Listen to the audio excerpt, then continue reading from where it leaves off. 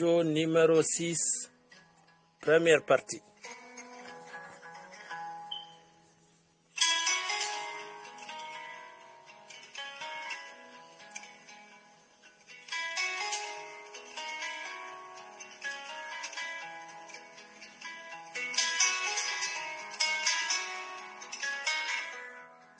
Au nom de Dieu clément et miséricordieux,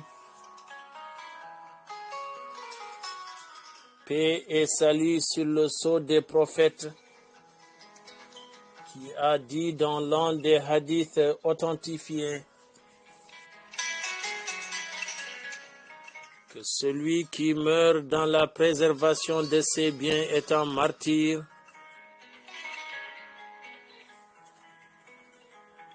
que celui qui meurt dans la protection de son intégrité physique est un martyr,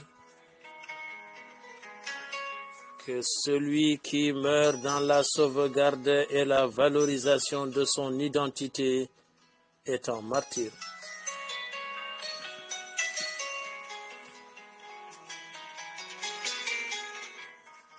Mes chers auditeurs, nous voilà revenus avec la grâce de Dieu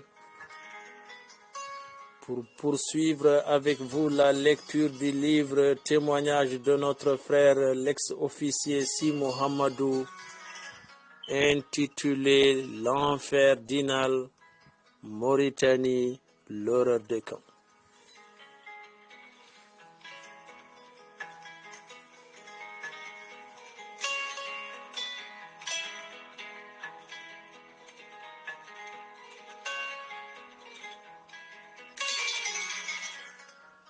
À la page 47, le natif de Belinabe dans le Hirnange Boseya, l'ex-officier témoigne.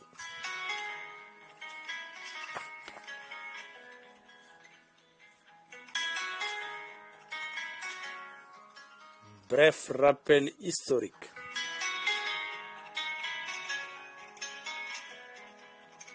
La Mauritanie, 1,080,000 km² pour seulement 2,500,000 habitants, se situe en Afrique de l'Ouest.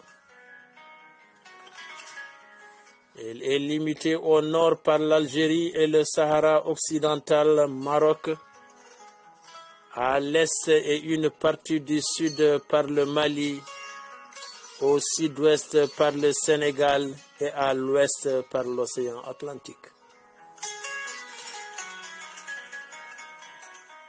Les 2/3 de la superficie du pays sont constitués d'un désert aride. La population est très inégalement répartie.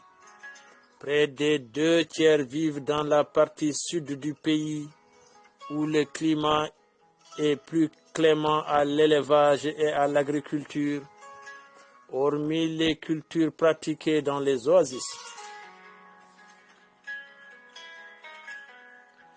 Les grandes sécheresses des années 70 poussent les populations à quitter leur territoire pour les villes, principalement Nouakchott et Nouadhibou, qui connaissent un essor fulgurant.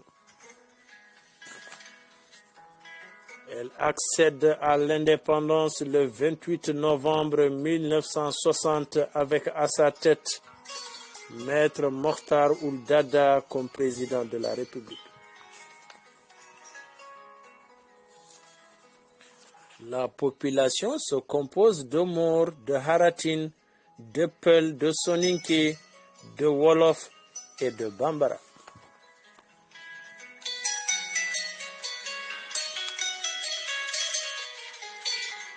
Les Maures, issus d'un métissage arabo-berbère, sont arrivés vers le 5e siècle et se sont installés au fur et à mesure de l'avancée du désert qui repoussait en même temps les autochtones vers le sud. Ils font environ 30% de la population. Ce sont eux qui détiennent les rênes du pouvoir depuis l'accession du pays à son indépendance.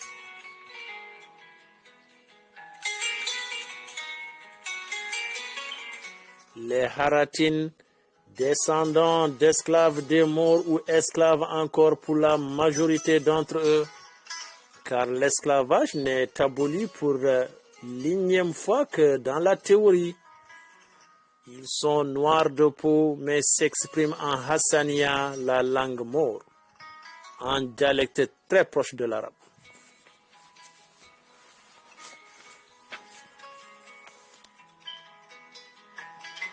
C'est d'ailleurs pour cette raison qu'on les appelle très souvent des Maures noirs et qu'on utilise l'expression de Maure blanc qui, pour de non-Mauritaniens, apparaît comme un pléonasme.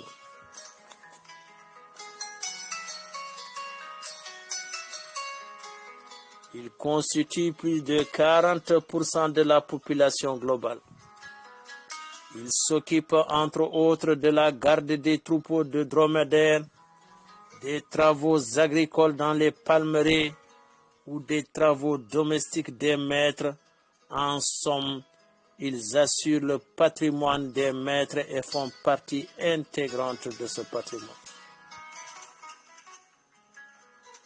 À l'origine, ce sont des négro-mauritaniens prisonniers de guerre ou le plus souvent kidnappés très jeunes, comme bien exceptionnellement on en voit encore de nos jours. Cette pratique inhumaine s'est accrue avec le conflit sénégalo-mauritanien. Beaucoup de déportés n'ont jamais retrouvé leurs enfants.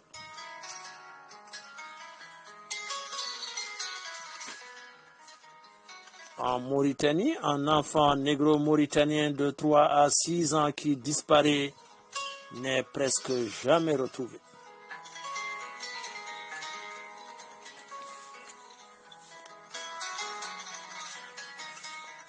Les kidnappings pratiqués depuis des siècles se faisaient dans le temps par des caravaniers, des marchands de sel, de thé et de tabac, et n'avait épargné aucune composante de la communauté négro-mauritanienne, mais ont plus touché les Bambara à cause des facilités qu'occasionnaient les échanges avec Tombouctou et autres grandes villes du Mali de l'époque.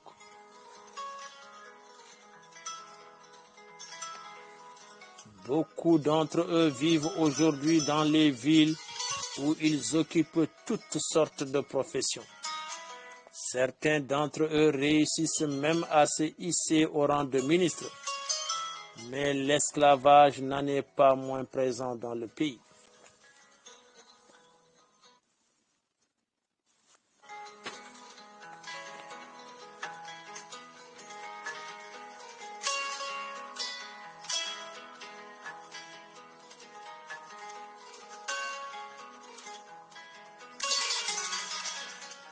Les négro-mauritaniens, Peuls, Soninké, appelés aussi les Sarakoulés, Wolof et Bambara, ils représentent environ 30% de la population et vivent essentiellement dans le sud du pays.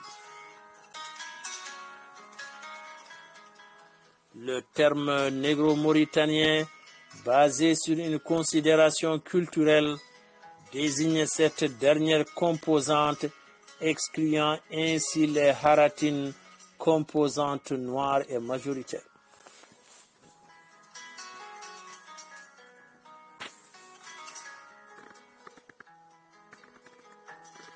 Ces chiffres jamais prouvés sont ceux donnés officiellement dans les années 60 et qui ont servi justement à asseoir cette domination raciale qui a conduit au mépris puis à la négation de toute une communauté.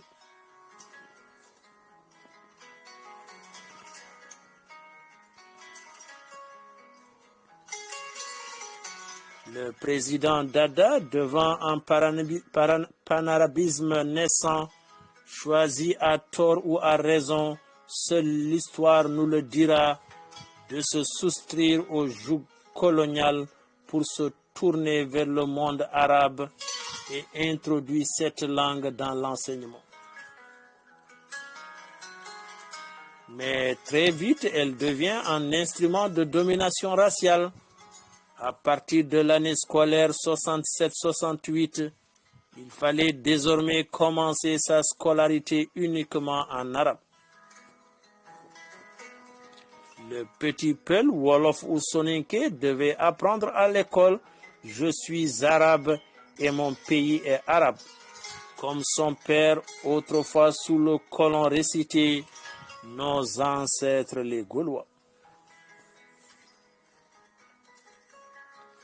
Quand le négro-mauritanien aura-t-il ses ancêtres à lui?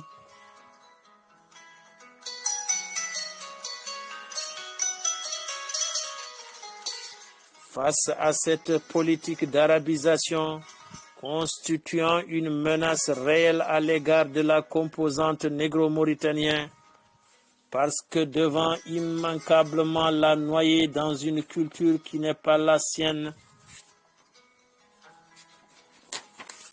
19 cadres négro-mauritaniens tirent la sonnette d'alarme à travers un document, le manifeste des 19.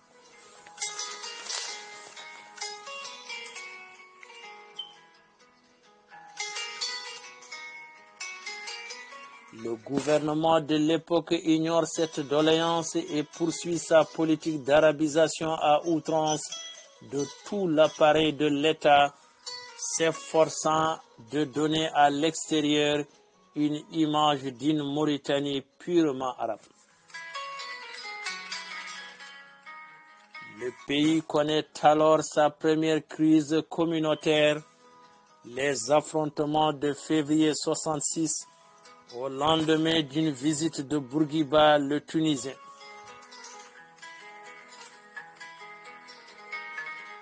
Bien que très vite maîtrisés, ces affrontements furent d'une grande violence.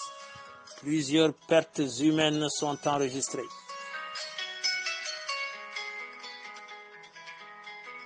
Cette première secousse, signe évident d'un malaise social, ne semble pas non plus inquiéter le président Ould Daddah. Les négro-mauritaniens, majoritaires dans l'administration au moment de l'accession du pays à l'indépendance, se voient de plus en plus marginalisés. Les années 70 sont marquées par la sécheresse, la nationalisation des grandes sociétés, la guerre du Sahara et la fin du règne de Mokhtar Ould Daddah le 10 juillet 1978. Il est renversé. Les colonels Ould Salek, Bousseif et Louli se succèdent à la tête de la Mauritanie.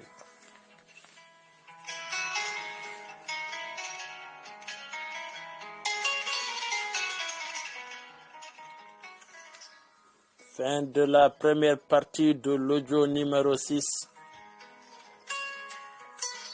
Pour la deuxième partie au suivant.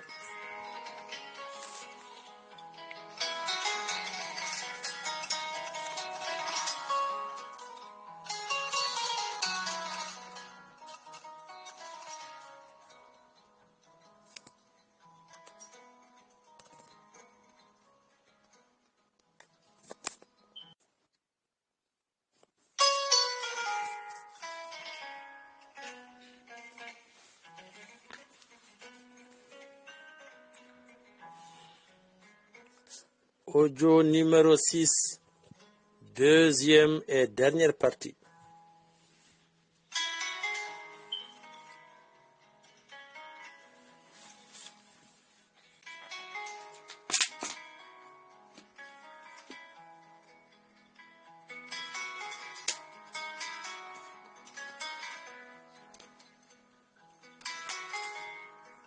À la page 50, le rescapé de l'enfer d'Inal, Si Mohamedou témoigne.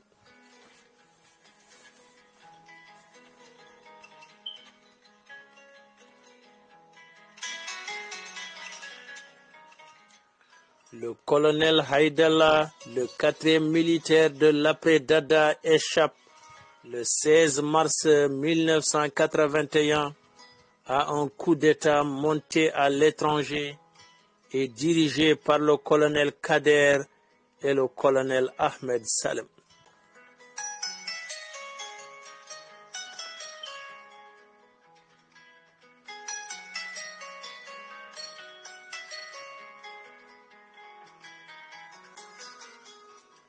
Le commando de putschistes avait investi la radio Mauritanie avec Ahmed Salem, la présidence de la République avec Niang Salah, mais Haïdallah n'était pas sur place et cette absence lui sauve la vie. Kader, lui, se rend à l'état-major de l'armée. Le colonel Oultaya, alors chef d'état-major, ne doit la vie sauve qu'au courage et à la rapidité d'intervention du seul 612e escadron de combat sous le commandement du lieutenant Soumaré Abdul Aziz, secondé par Mohamed Oul Ammar, sergent à l'époque.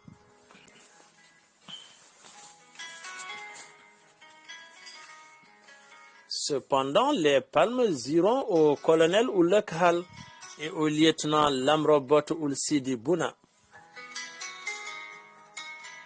Soumaré est blessé d'une balle à la jambe au cours du sauvetage de Oultaya, qui ce jour-là n'était pas très grand.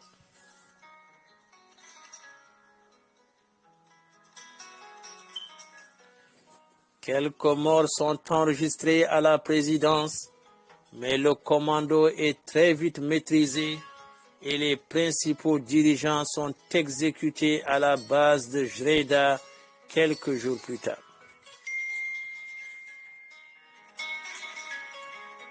Le dernier des colonels présidents Oultaya arrive au pouvoir le 12 décembre 1984 à la faveur d'un coup d'État. La discrimination raciale connaît une accélération et un durcissement sans précédent.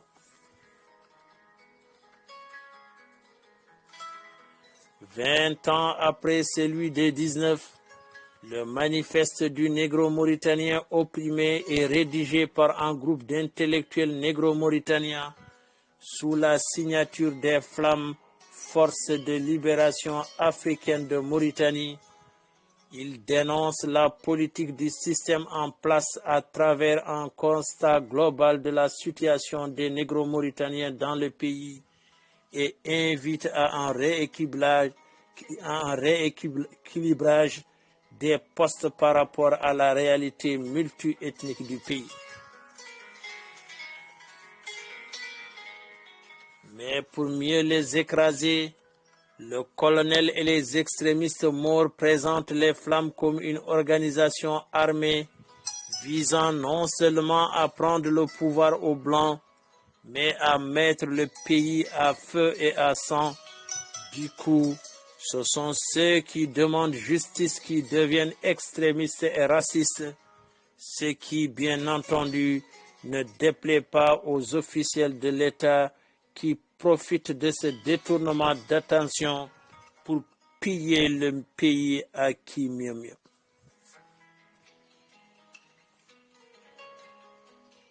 Dans le camp mort, on resserre les rangs. Tout négro-mauritanien est avant tout un élément des Flammes. Son nom est traduit sciemment en mort par le terme nar signifiant feu, donc destiné à brûler tout le pays.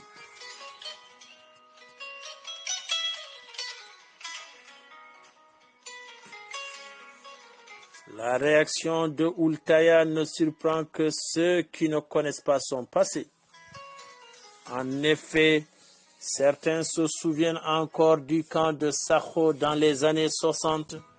Oultaya n'était qu'un sous-lieutenant à l'époque. Il n'a sûrement pas oublié lui.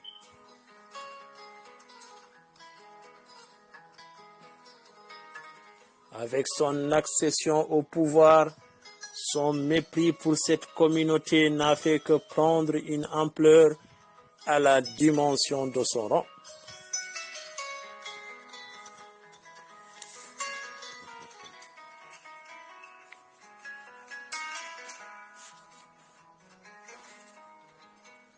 Le colonel-président n'écoute que son instinct et sévit durement.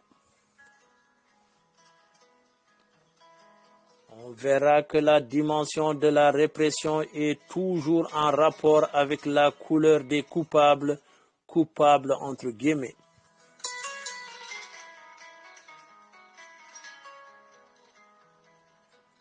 Parce que quelques intellectuels ont osé dénoncer l'injustice sociale dans le pays, toute une communauté doit payer. Limogeage de hauts cadres, arrestation et condamnation à de lourdes peines d'emprisonnement dans des geôles devenus célèbres. Walata, patrimoine historique de la Mauritanie, ne sera plus associé qu'à sa prison mouroir.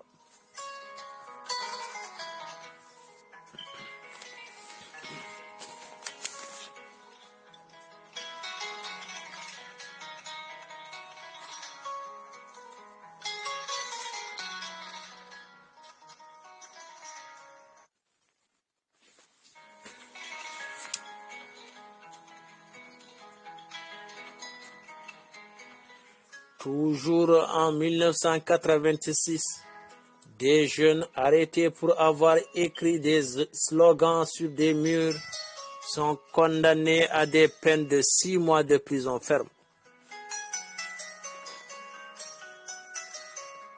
Ils ont purgé leur peine à Attar, ville natale du chef de l'État, et à Nouakchott. Ils avaient eu l'audace de comparer à juste raison le système mauritanien à celui de l'Afrique du Sud de l'époque.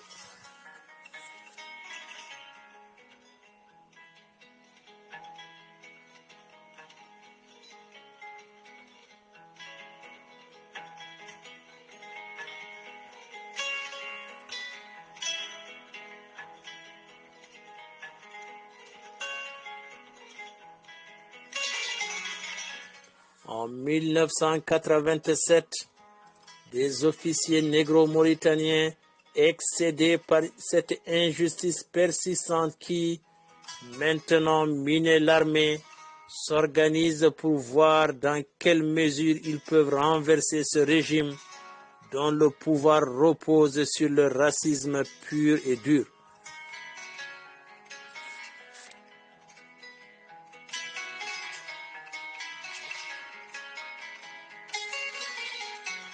Ce projet ne connaîtra pas le moindre début d'exécution, mais il se soldera quand même par une condamnation à une peine capitale de 3 officiers et des peines allant de 5 ans à la perpétuité. Lourd verdict pour une quête d'égalité.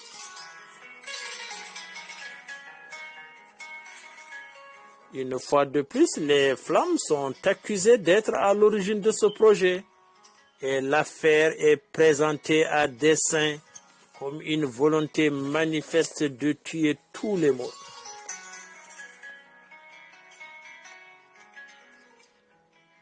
Cette rumeur savamment distillée par le pouvoir suffit à mobiliser une importante masse de morts dans le jeu des extrémistes de la dite communauté.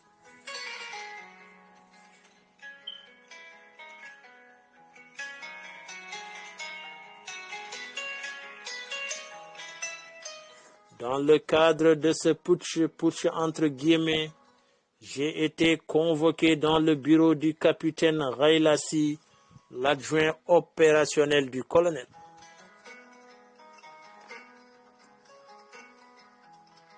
Il me présenta à Boylin, qui me reçut dans son bureau.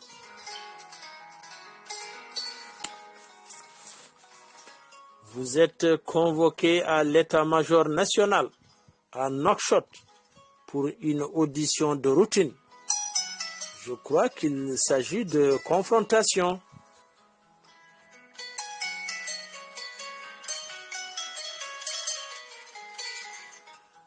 Il n'y a pas de problème, lui répondis-je. Quand dois-je partir? Vous partez tout de suite. Vous pouvez dire à Yezid ce que vous souhaitez emporter comme bagage. Il vous l'apportera de votre unité.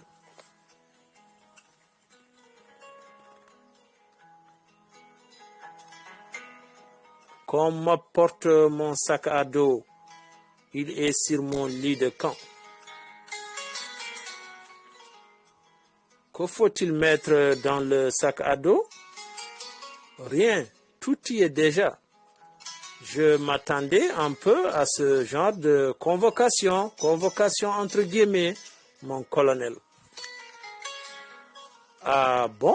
Me dit-il surpris. Et puis-je savoir pourquoi? Bien sûr, mon colonel. Le capitaine Abbas et le lieutenant Wan sont tous deux arrêtés. Il paraît que le putsch était organisé par des Peuls uniquement. Tous les deux ont été mes supérieurs directs. Quand Wan a été arrêté, j'étais le seul officier Peul sous ses ordres. En plus, nous sommes tous voisins. Je me suis donc dit qu'il n'est que normal que je sois entendu dans le cadre de nos relations. C'est pour cela que je me suis tous les jours préparé à une convocation entre guillemets, de ce genre. Mais je suis sûr d'être de retour pour très bientôt. Vous semblez très sûr de ce que vous avancez. Je n'ai rien à me reprocher. Donc il n'y a aucune raison que je reste longtemps à Nouakchott. Dans ce cas, je vous souhaite un bon voyage. Merci mon colonel et à bientôt. Une dernière chose, il ne faut pas que les gens à l'extérieur se doutent de quoi que ce soit. Ne vous en faites pas, tout ira bien. À bientôt. Je l'ai salué militairement puis sorti en refermant la porte et me retrouvai nez à nez avec 2 soldats en armes. Il n'y était pas tout à l'heure. Un autre officier Peul était dans le couloir, le lieutenant Babou Bakar, un ami à moi. Il avait été arrêté bien avant moi.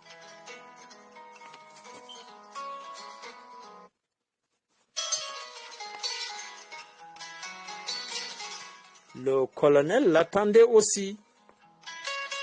Les soldats ont été placés ici pour le cas où l'un de nous aurait manifesté un refus ou se serait montré agressif.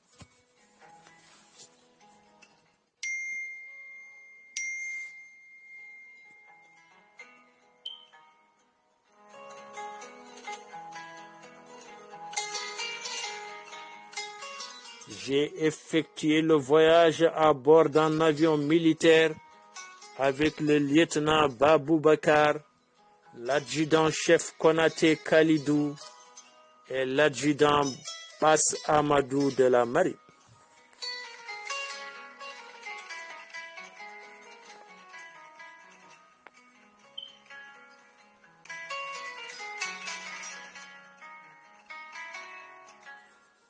Fin de la deuxième et dernière partie de l'audio numéro 6. Page 54. L'enfer d'Inal, Mauritanie, l'horreur des camps, par Si Mohamedou.